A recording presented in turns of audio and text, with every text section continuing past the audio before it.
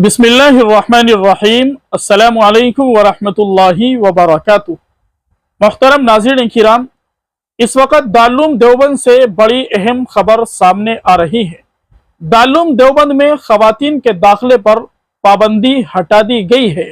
जी हाँ नाज़रीन किराम, हम आपको बताते चले, अभी चंद महीने कबल दारुल देवबंद की इंतज़ामिया की तरफ से ख़वातीन के दाखिले पर पाबंदी लगा दी गई थी, लेकिन अब उस पाबंदी को चंद शराइत के जरिए हटा दिया गया है।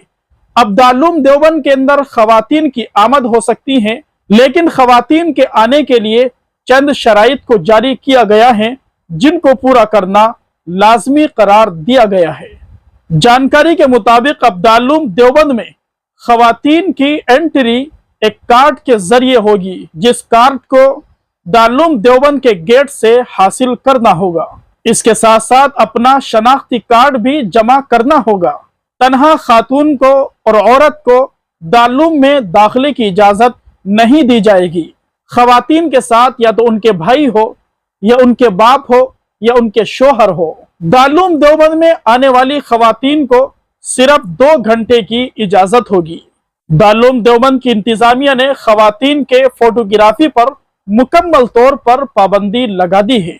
इन शराइत के साथ ख़वातीन दारुल देवबंद के अंदर इंटर हो सकती है।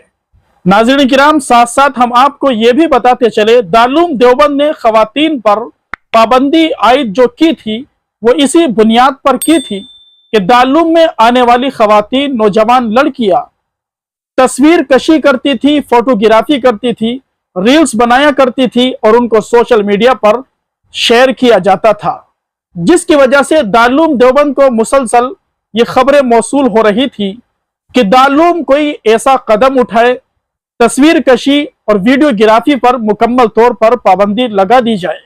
जी हाँ नाज़रीन किराम, अब दारुल देवबंद ने ख़वातीन के ऊपर जो पाबंदी लगी थी उसको तो हटा दिया है, लेकिन अब चंद शराइत ख़वातीन के दाखिले पर रख दिए हैं। साथ साथ मुकम्मल तौर पर वीडियोग्राफी पर भी पाबंदी लगा दी गई है। नाज़रीन किराम, दुआ कीजिए अल्लाह तबारक व तआला दारुल देवबंद की हिफाजत फरमाए, दारुल के असातिज़ा की हिफाजत फरमाए, बारी ताला दारुल देवबंद के फैज़ से पूरी दुनिया को सैराब फरमाए।